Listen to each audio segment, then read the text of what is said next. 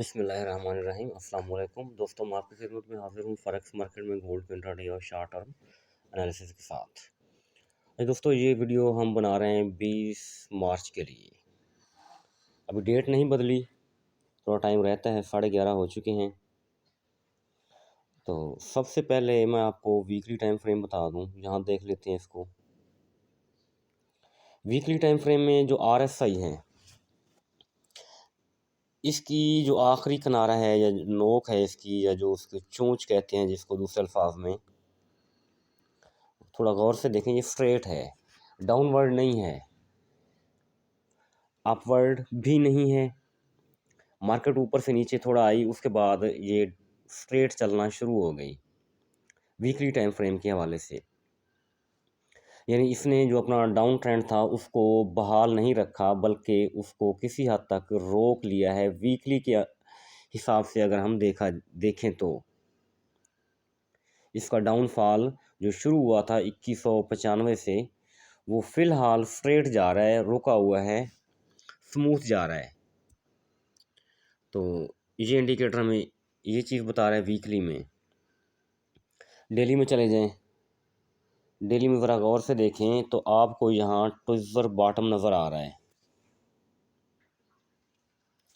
Tweezer bottom का मतलब तो यही होता है कि मार्केट अप जाएगी, तो कल ओपनिंग के साथ ही या कल दिन भर पॉसिबल है मार्केट अपवर्ड चली जाए। अगर इसी ट्विज़र बॉटम को मार्केट रिस्पेक्ट देती है तो बहरहाल देना तो पड़ेगी, कम या ज़्यादा, क्योंकि एक चीज़ असूल है मार्केट का, ऐसे इंडिकेटर जो मार्केट खुद पैदा करती है, खुद बनाती है, उसको लाजमी रिस्पेक्ट देती है। इवनिंग स्टार है, मॉर्निंग स्टार है, tweezer top, tweezer bottom, head and shoulder, double top, double bottom, ये चीज़ें मार्केट में ख़ासी अहमियत रखती हैं। तो बहरहाल इसको देखा जाए तो मार्केट का ऊपर जाना किसी हद तक बनता है। चलो देखते रहेंगे, कोई इशू नहीं है। तो ये डी वन का टाइम फ्रेम हमें ये चीज़ बता रहा है।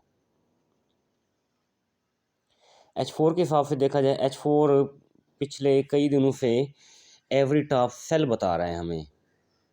यानी मार्केट टॉप बनाती है और उसके बाद नीचे गिरती है, फिर टॉप बनाती है, फिर नीचे गिरती है। लेकिन ठीक है, ये हम मानते हैं एवरी टॉप सेल बन रहा है, लेकिन इसको कोई लेवल ब्रेक करना चाहिए ताकि हमें कंफर्मेशन हो जाए कि मार्केट वाकयातन नीचे गिर रही है और नीचे गिरना चाहती है। तो ये एवरी टॉप सेल, ये मेरे ख्याल में कुछ ज़्यादा देर चलने वाला नहीं है, क्योंकि कल एफओएमसी मीटिंग है। कल एफओएमसी मीटिंग मार्केट की डायरेक्शन को बदल देगी, यकसर बदल देगी। तो मेरे ख्याल में बस सॉरी, आज तक थी ये गेम एवरी टॉप सेल वाली, शायद कल ये गेम ना चले। तो कल हम मुहतात रहेंगे, छोटे ट्रेडर खसूसन एहतियात बरतेंगे। तो बेहतर तो है मार्केट से दूर रहें। अगर आपने एंट्री पकड़नी है तो प्रॉपर एसएल के साथ पकड़ें, क्योंकि पहले भी बहुत सारे दोस्त हेजिंग में बैठे हुए हैं। क्योंकि कल मार्केट ने जिस तरफ भी मूव बनाया और काफ़ी दूर जाएगी वो मार्केट को लेकर के, तो इसलिए हम खासी एहतियात बरतेंगे। H1 क्या कहता है, H1 में देखते हैं।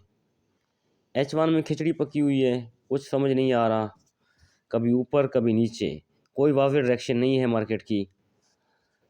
तो H1 से तो हम कोई भी रिज़ल्ट इस वक्त मेरे ख्याल में नहीं निकाल सकते। हाँ, अलबत्ता एक चीज़ आपको मैं ज़रूर बता दूँ, ज़रा एहतियात से और गौर से देखेंगे। ये विक्स देखी हुई हैं आपने मार्केट की, ये आपको नज़र आ रही हैं, बजा नज़र आ रही हैं, बिखरी हुई। कोई भी कैंडल अपनी असल हालत में या असल शक्ल सूरत में हमें दिखाई नहीं दे रही, इसको स्लिपेज बोलते हैं। स्लिपेज में छोटे जो ट्रेडर्स होते हैं उनका लॉस किया जाता है, उनके एसेट उड़ाए जाते हैं। तो ये उस वक्त होता है जब मार्केट में रियल टाइम ट्रेडर्स कम हों। तो ब्रोकर फिर विक का सहारा लेके, जो ट्रेडर बैठे होते हैं छोटे ट्रेडर्स, तो उनके एसएल हंट करते हैं। तो पिछले कई दिनों से ये गेम चल रही है, एसएल हंटिंग की और स्लिपेज की और ये विक छोड़ने की। देखें, ये कितनी लंबी वीक है नीचे, और ऊपर भी वीक दी हुई है। कोई कैंडल ऐसी नहीं बनाई जिसके ऊपर नीचे एक बहुत बड़ी वीक ना दी हुई हो। तो यहाँ हर ट्रेडर कंफ्यूज हो जाता है, सेल करे तब भी एसएल हिट हो जाता है, बाय करे तब भी एसएल हिट हो जाता है। तो काफ़ी सारी कन्फ्यूजन होती है। तो ऐसी सिचुएशन में जब स्लिपेज हो मार्केट में, या दूसरे अल्फाज में ब्रोकर मैनिपुलेशन हो, तो बेहतर है मार्केट से दूर रहा जाए। ट्रेडिंग व्यू में आ जाते हैं जी। ट्रेडिंग व्यू में 4 घंटे का टाइम फ्रेम है। तो 4 घंटे के टाइम फ्रेम में मुझे एक चीज़ नज़र आ रही है, तो मैं वो भी आपसे शेयर कर लेता हूँ। 2199 से लेके 2195 तक एक ये बहुत बड़ी लंबी विक पड़ी हुई है। ये रूल होता है, ये असूल होता है कि जो भी मार्केट विक छोड़ती है उसको बाहर कीमत फेल करना पड़ता है। ठीक है, ये गैप है 2189 से 2199 से लेके 2195 तक। तो मार्केट के पास ऑप्शन खुले हैं, मार्केट ऊपर जाना चाहे तो इस वीक को फिल करना होगा, और ये वीक फिल हो जाएगी। इसकी एग्जांपल मैं देता हूँ। देखें, यहाँ एक वीक पड़ी हुई है, और यहाँ आके इस वीक ने आके उस प्रीवियस वीक को फिल कर दिया। फिर यहाँ वीक पड़ी हुई है, तो इस कैंडल ने आके इस वीक को फिल कर दिया। तो ये वीक्स फिल करना लाजिम होती हैं। तो एक वीक यहाँ भी पड़ी हुई है 72 के ऊपर, एक वीक 79 के ऊपर भी पड़ी हुई है, और एक वीक ये भी पड़ी हुई है। तो मार्केट ठीक है नीचे आई है, लेकिन अपने कदमों के निशान छोड़ के आई है। इस चीज़ को देखें, तस्लीम करना चाहिए। हमने ऊपर नीचे दोनों तरफ अपनी नज़र रखनी होती है। हम सिंगल डायरेक्शन नहीं सोच सकते, बाई डायरेक्शन बैठेंगे और बाई डायरेक्शनल ही सोचेंगे, ऊपर भी और नीचे भी। तो ये विक्स छोड़ी हुई हैं, तो हमने अपना ध्यान इधर भी रखना है, इधर से हमने गाफिल बिल्कुल नहीं होना। तो देखें, 72 तक भी जा सकती है मार्केट, 79 तक भी जा सकती है, 89 तक भी जा सकती है, और 95 तक भी जा सकती है मार्केट। ठीक है जी, ये आपने ज़हन बना के रखना है। सॉरी, ये मैंने आपको बता दिया। अच्छा, मार्केट का कल भी मैं वेट करता रहा कि मार्केट नीचे आ जाए, 37 को 41 को टैब करे, लेकिन ये टैब नहीं कर पा रही। ठीक है, अगर 37 को टैब करेगी, देखिए मेरी बात गौर से सुने, जिस तरह मैं ऊपर बता चुका हूँ, ब्लैक लाइन से उठेगी, ब्लैक लाइन तक जाना पड़ेगा 2218 तक। मेरे लिए आसानी हो जाएगी। अगर टैब करती है, ब्रेक नहीं करती, तो कंफर्म मैं बाइंग में बैठूंगा। हाँ, अगर इसको ब्रेक करती है, नीचे आती है, तो ऊपर $2 का असर रख के 39.40 का असर रख के नीचे मैं सेलिंग में बैठूंगा, और ब्लैक टू ब्लैक जाऊंगा इंशाल्लाह 2005 तक, ये कंफर्म है। लेकिन मार्केट को भी इल्म है लेवल्स का, वो आती ज़रूर है लेकिन दूर से ही वापस चली जाती है। आज भी बड़ी शिद्दत के साथ, बड़ी तेज़ी के साथ नीचे इसने डिप लगाया। मैंने कहा ठीक है जी, आने दें इसको, कहाँ तक आती है देखते हैं। लेकिन 2145 डेली की सपोर्ट 2 से मार्केट टकराई और फिर वापस ऊपर चली गई। अब भी देखें, 2157 के ऊपर मार्केट मूव कर रही है। 2157 क्या है, आज का पीवट है। आपको बीचों बीच ये नज़र आ रहा है, मैं आपको इंडिकेट करके दिखा देता हूँ। ये देखें, ये पीवट लिखा हुआ है 2157। ठीक है जी, तो मार्केट नीचे आई, डिप लगाया, और फिर दोबारा जाके पीवट पर पहुंच गई। पीवट दूसरे अल्फाज में मार्केट का घर होता है डेली के हिसाब से, या मंथ, वो डेली का लगाएं तो डेली में होता है, वीकली मंथली में लगाए तो वो सेम वैसे होता है। ठीक है जी, नीचे आई और दोबारा घूम फिर के अपने घर में यानी पीवट पॉइंट के ऊपर आके बैठ रही है इस वक्त। तो ये सिचुएशन है मार्केट की। कल एफएमसी मीटिंग है। देखिए, आपने बिल्कुल ज़हन क्लियर रखना है अपना, बिल्कुल टेंशन नहीं लेनी। अगर मार्केट 37 को टैब करती है, देखें ज़हन बना लें, टैब करती है, तोड़ती नहीं है।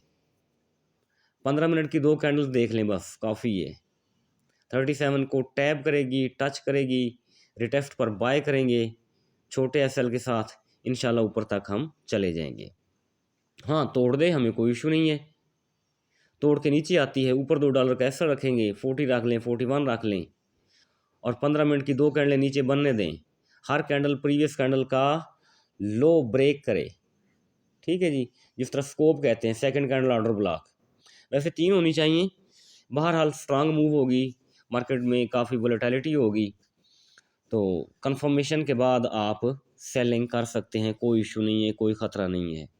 लेकिन कंफर्मेशन लाजमी है, मैं इस चीज़ के ऊपर खासा जोर दे रहा हूँ और बार बार रिपीट कर रहा हूँ।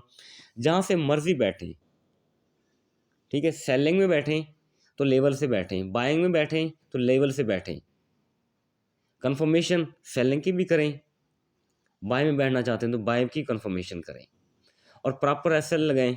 कोई इशू नहीं है, हमें $2 का एसएल लग जाए कोई फ़र्क ही नहीं है, हमें कोई टेंशन ही नहीं है, ठीक है। ओपन एसएल के साथ हमने ट्रेड करनी नहीं है।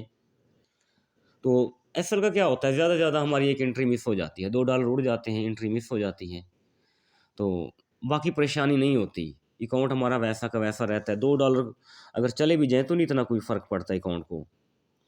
तो ये सिचुएशन है। ऊपर विक दोबारा मेरे ज़हन में नज़र में आ रही है, 2199 से 2195 वाली विक, ये मैं इसको बार बार देख रहा हूँ। तो ये सिचुएशन है।